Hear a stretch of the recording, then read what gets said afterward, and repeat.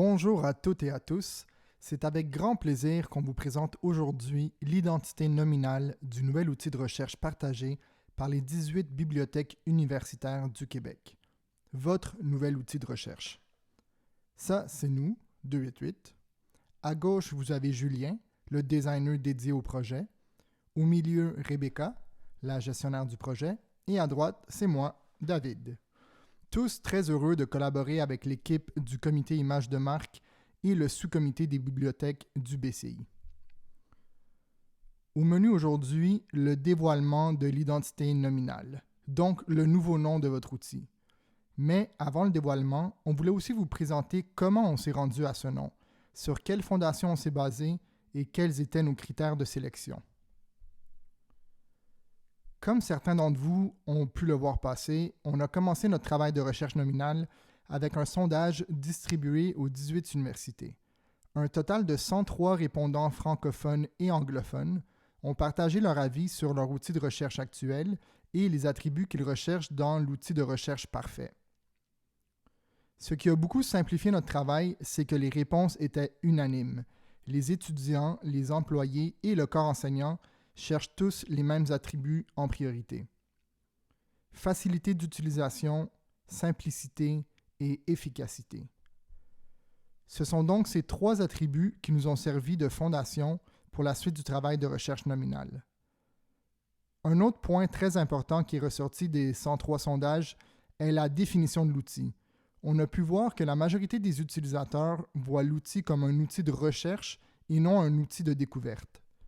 On voit ici une des citations ressorties des sondages. « Mon but n'est pas de découvrir, mais de trouver. Je veux trouver le document. » C'est également une information qu'on a gardée en tête pour le reste de l'exercice. Pour nourrir encore plus notre réflexion, le comité Images de marque nous a partagé plusieurs photos de vos bibliothèques où l'on voit un monde coloré, vivant et dynamique. Finalement, le CIM, en collaboration avec le sous-comité des bibliothèques du BCI, nous a aussi fourni un champ lexical de votre univers, de tout ce qui touche de près ou de loin à l'outil de recherche. Ce qui nous a permis de vraiment nous immerser dans votre monde et réaliser qu'il y a un côté très humain et émotionnel à votre offre. On voit ici des mots comme collaboration, soutien, aide, communauté, sharing, attentive, helpful. Toute cette information nous a été super utile pour vous proposer un nom qui colle vraiment à votre identité, à votre réalité. Ce qui nous amène à voir quels sont les critères de sélection pour un bon nom. Voici 10 questions spécifiques à votre contexte qui ont aidé le CIM et le sous-comité des bibliothèques du BCI à choisir le nom parfait pour votre outil de recherche. Premièrement, est-ce que le nom est unique? Donc pas associé à un autre outil de recherche ou à une application trop semblable pour votre clientèle cible. Est-ce que le nom est mémorable?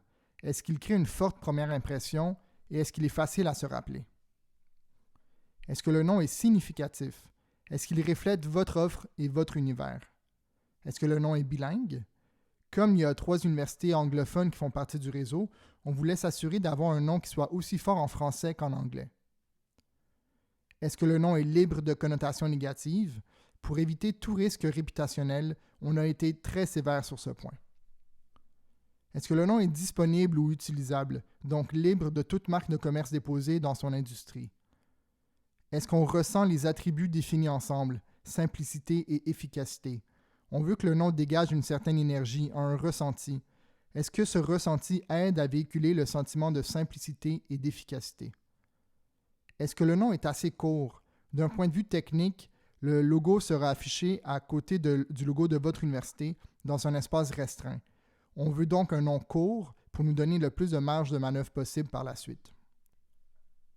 Est-ce que le nom est différenciateur des autres modules? L'outil WorldCat propose plusieurs solutions et on veut que l'outil de recherche se distingue des autres modules.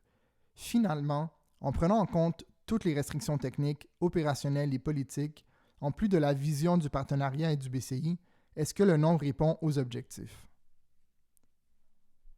Maintenant qu'on a vu les fondations et les critères de sélection, on peut enfin passer au dévoilement de l'identité nominale de votre outil de recherche. Chez 288, on aime donner des titres à toutes nos propositions nominales.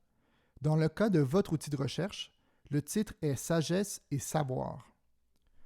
En branding, la personnification d'une marque est une technique très efficace pour évoquer le côté humain et émotionnel. Un exemple très connu est celui de Siri, l'assistant personnel de Apple. IBM a récemment nommé son programme d'intelligence artificielle Watson. C'est aussi un super exemple de personnification. Watson est là pour vous aider à trouver la solution. Vous êtes Sherlock Holmes et Watson est votre assistant. Amazon a également nommé son assistant virtuel Alexa. Comme vous pouvez le voir, c'est une technique très répandue qui a fait ses preuves auprès des plus grandes compagnies du monde et de millions d'utilisateurs. On s'est donc demandé, et nous, si nous devions personnifier votre outil, quel prénom évoque les attributs de l'outil et de votre univers? On se rappelle que les attributs étaient facilité, efficacité et simplicité. Que votre univers est jeune, dynamique, émotionnel et coloré. Sans plus tarder, le nom de votre outil de recherche est Sophia. Certains d'entre vous l'ont peut-être deviné par le titre qu'on vous a partagé. Sophia vient du grec Sophia, qui signifie sagesse et savoir. Pourquoi Sophia est un bon nom pour vous? Par son étymologie super cohérente. Comme on l'a vu avec la personnification, Sophia évoque votre côté humain. Le nom est court, de 5 lettres. Le nom est bilingue, avec une connotation internationale. Par ses lettres S et F, qui sont des consonnes fricatives, Sophia dégage un sentiment de douceur. Vous remarquerez que ces mêmes sons sont présents dans les attributs facilité, efficacité et simplicité. Finalement, pour toutes ses qualités et son imagerie plus humaine, Sophia facilite l'appropriation du nouveau nom auprès de ses utilisateurs. Voici un aperçu de la présence de Sophia sur votre outil de recherche. Vous voyez que Sophia sera accompagnée du logo de votre université. Mon collègue Julien travaille d'ailleurs présentement sur le logo de Sophia pour lui donner une force encore plus grande et créer un effet mémorable auprès de tous ses utilisateurs. Merci de votre attention, longue vie à Sophia et je vous laisse sur les prochaines étapes du projet.